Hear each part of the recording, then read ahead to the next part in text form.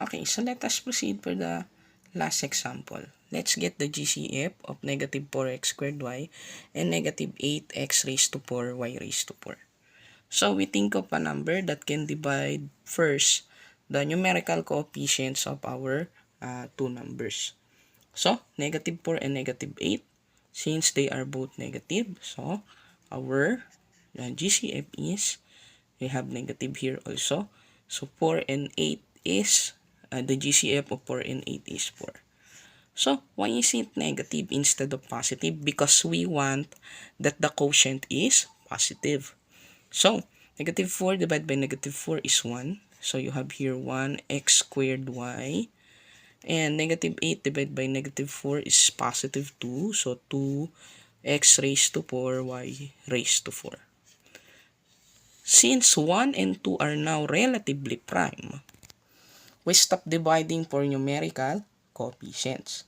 Now, we think of the algebraic expressions x and y. So, as I said earlier, the least exponent in a variable is the GCF of the expression. So, between x squared and x raised to 4, which is the least? So, the least is x squared. So, I think we can do that simultaneously here. So, x squared.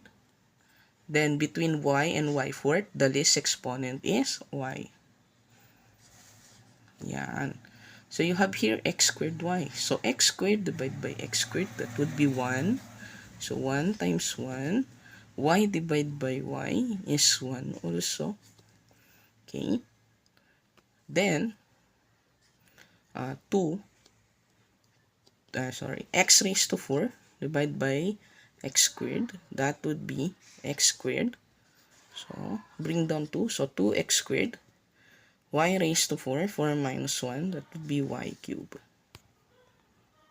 Here. Now, let's just simplify this one. So, you have 2x squared y cubed. Okay. Yeah. Now, if you cannot find it reasonable, we can write here. So, how do we get 1 here? Because we applied the laws of exponent. So, you have here x raised to 2 minus 2 and y raised to 1 minus 1. Then, on the other hand, you have here x raised to 4 minus 2 and y raised to 4 minus 1. So, you have here x raised to 0 and y raised to 0. But according to laws of exponent, when the exponent is 0, it implies that this is 1 and this is 1.